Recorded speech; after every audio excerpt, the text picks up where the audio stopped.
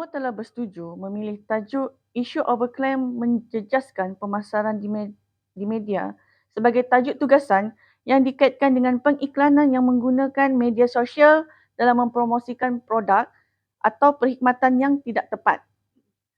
Pengiklanan adalah satu perniagaan daripada cabang industri pemasaran yang berkembang dengan baik dan meningkat setiap tahun. Ciri-ciri pengiklanan ialah isi kandungan, kreatif dan menarik pelanggan. Tujuan pengiklanan adalah mempromosikan produk dan perkhidmatan. Antara platform untuk pengiklanan melalui rangkaian internet adalah seperti Facebook, TikTok dan Instagram, TV, radio, risalah, spanduk dan juga mengikut kreativiti syarikat pengiklanan. Peruntukan undang-undang bagi pengiklanan adalah Kod Amalan Pengiklanan, Etika dan Undang-Undang Pengiklanan yang mana dipantau oleh pihak berkuasa piawaian pengiklanan. Seterusnya, matlamat tugasan ini adalah untuk mengupas isu-isu semasa berkait komunikasi undang-undang di Malaysia.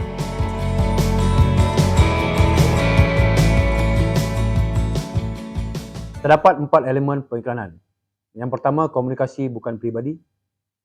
Ianya tidak melibatkan hubungan dengan pengguna dan ada 2 cara untuk menjual atau memasarkan produk, sama ada jualan peribadi ataupun jualan bukan peribadi. Yang kedua, penaja yang dikenal pasti. Memperkenalkan penonton tentang penaja, penaja bertanggungjawab tentang segala kos. Yang ketiga, media. Media berfungsi sebagai alat perhubungan dan ianya menggunakan banyak media cetak dan elektronik. Yang keempat, pujukan, daya pujukan. Pujukan ini bertujuan untuk mengalihkan perhatian pengguna kepada produk ataupun perkhidmatan dan ia juga untuk memujuk pengguna untuk membeli sesuatu barang atau perkhidmatan. Iklan yang terdapat pada daya pujukan, pujukan rasional, pujukan emosi dan pujukan moral. 3 jenis pengiklanan. Iklan penerangan yang pertama, iklan ini memberi penerangan atau maklumat tanpa unsur pujukan. Contohnya jauhilah dadah. Iklan memujuk, iklan ni samalah seperti yang kita tengah pelajari. Contohnya produk overclaim, susu pisang baik untuk kesihatan. Dan yang terakhir, iklan mengingat. Iklan ni mengingatkan pengguna tentang barang sedia ada di pasaran. Contohnya, pakailah kasut jenama ini untuk berjoging.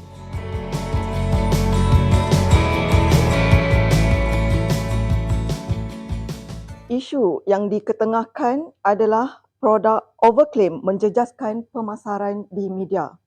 Contoh produk adalah susu pisang yang kononnya membantu merendahkan tekanan darah tinggi, membuang toksik dari badan, meningkatkan metabolisme, mengawal selia pengeluaran insulin dan pergerakan oksigen dan mengurangkan obesiti. Kesan buruk produk overclaim dari segi fizikal dan kesihatan adalah boleh menyebabkan kerosakan mata sehingga mengakibatkan buta pada kedua-dua belah mata. Manakala dari segi pemasaran pula boleh menjejaskan reputasi syarikat, nama dan jenama.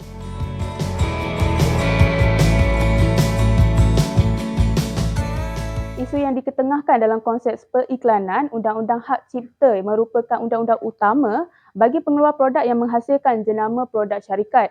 Namun begitu, usahawan pengeluar produk syarikat juga perlu mematuhi peraturan yang tertakluk di bawah Undang-Undang Periklanan.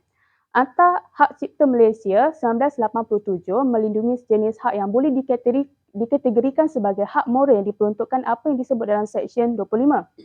Dalam isu produk overclaim menjejaskan pemasaran di media ini, periklanan produk susu pisang tersebut telah gagah mematuhi akta-akta periklanan iaitu Akta Komunikasi dan Multimedia 1998 dan Akta Mesin Cetak dan Penerbitan 1984.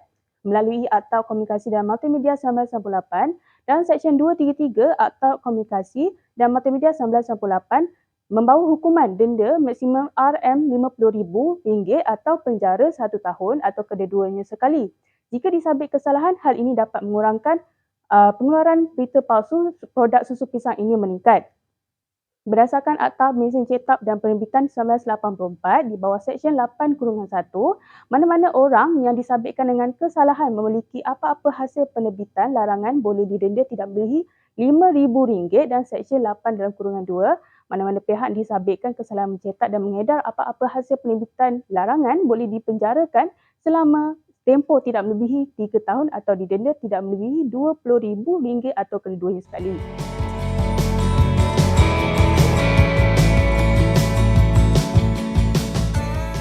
Etika dalam periklanan.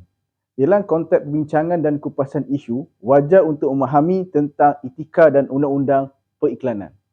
Isu yang pertama adalah periklanan dan penciptaan kebenaran. Periklanan diparakui betul dari segi moral apabila ia memberikan maklumat yang mencukupi dan tepat tentang kandungan dan sifat suatu produk kepada pengguna. Maksudnya, ia tidak sama sekali dengan sengaja menahan sebarang maklumat sama ada baik atau buruk.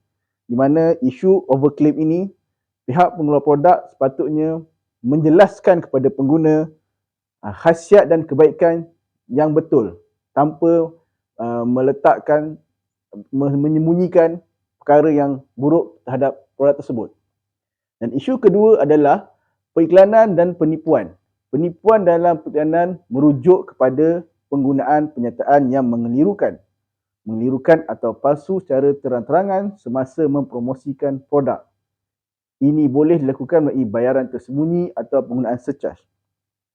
Di mana isu produk susu pisang telah menyatakan satu penipuan dalam periklanan beliau yang mana menyatakan kebaikan dan khasiat susu tersebut boleh membawa kebaikan kepada pengguna.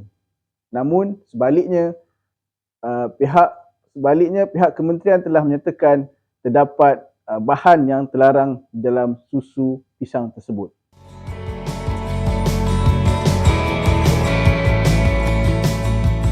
Empat kepentingan yang berada dalam peranan undang-undang masyarakat. Pertama, hukum dan peraturan yang mentadbir pattern tingkah laku dan dalam sesebuah masyarakat. Yang kedua, satu bentuk arahan sosial bagi memastikan kumpulan atau masyarakat hidup secara berterusan dalam keadaan terkawal dan harmoni. Tiga, undang-undang turut memberi dan mengiktiraf hak seseorang di mana ia merupakan satu penghormatan kepada individu berkenaan. Yang keempat, undang-undang juga menjamin ketenteraman dalam masyarakat.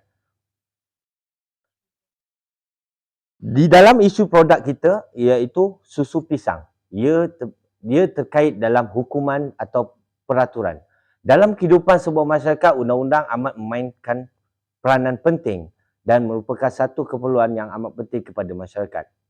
Dan undang-undang pula, dengan adanya undang-undang, ia dapat mengawal tingkah laku sosial yang mana susu pisang telah mengiktirafkan produknya mempunyai kelebihan yang tertentu.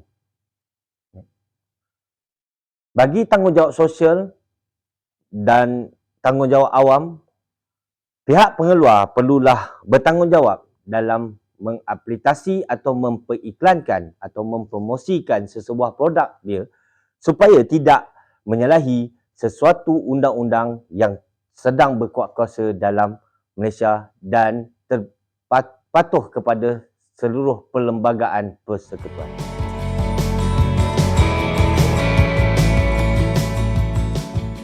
Kesimpulan dapat dibagikan kepada 4 kumpulan iaitu pertama, undang-undang. Dengan mewujudkan kod etika pengiklanan, penting untuk mengawal aktiviti syarikat pengiklanan dalam mengiklankan produk dan perkhidmatan. Kedua, tanggungjawab. Syarikat pengiklanan bertanggungjawab dalam memberikan maklumat yang tepat dan benar. Maklumat haruslah sahih dan tidak mengelirukan pengguna. Ketiga, sosial. Malaysia adalah sebuah negara yang berbilang kaum dan agama. Justru iklan yang diketengahkan perlulah menjaga sensitiviti yang berkaitan dengan perpaduan kaum. Terusnya, kesan. Kesan penipuan dalam pengiklanan seperti satu trend iaitu viral ataupun tular untuk mengaut keuntungan yang cepat hingga mengancam nyawa dan ada yang meragut nyawa pengguna.